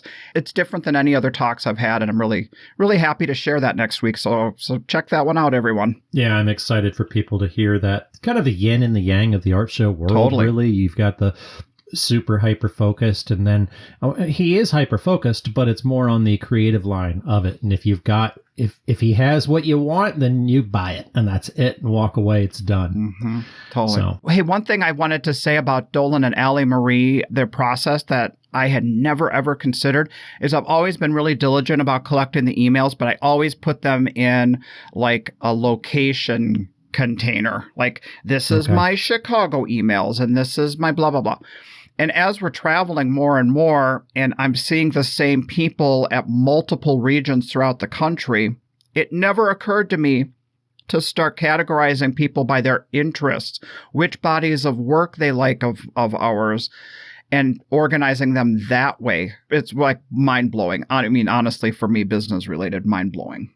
Yeah, it definitely is kind of a wake-up call to me, because we do have collectors who, I do sell a series of reproductions, and some of my customers are only about the reproductions, and it's pretty amazing to see their wall of my work, if they're collecting. That's pretty awesome, but they're never going to be necessarily interested in an original because that's what they're collecting. Yeah. Or people, I've found that the original folks aren't necessarily ever interested in the reproduction. Right, but you can craft your marketing towards those people.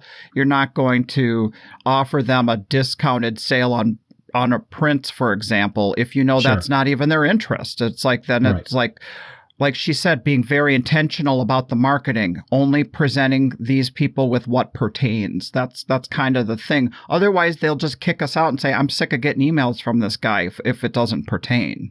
Exactly. I feel like that's the one thing we try to do, is to never bore our customers and with those emails. And if you have them as focused as you can be, you'll keep them on board and stay away from those unsubscribes. And that's the thing. We're like, I don't want to email too much because then they unsubscribe from me. Then it's like, well, then why do we even have the list? Why do we have the list if we're not ever going to want to send them emails? So we have to figure out how to use that information to our benefit. That's right. Yeah, I got an email yesterday from the NAIA, one of our big sponsors. I was not able to hit a board meeting, and I had written unsubscribe to Diane, who was reminding me of the board. I'm like, just hit her with an unsubscribe. And I was like, I had to ask my wife. I'm like, she's my it's like you got the id, the ego, and the super ego. She's kind of the super ego on that one. I was like, should I send that? Is that funny? She was like, it's funny to me. And you're like, you're not helping. Like, I know you all find right. me funny, but is this person gonna find me funny? Right. Yeah. Not always. Not always. We've learned that the hard way. All right. Well, everyone, thanks for listening this week, and we'll see you down at the next one. Thanks, Doug. We'll see you. All right. Bye, Will.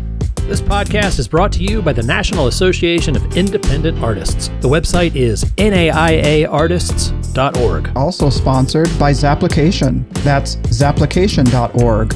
And while you're at it, check out Will's website at willarmstrongart.com and my website at sigwithglass.com. Be sure to subscribe to this podcast to be notified when we release new episodes.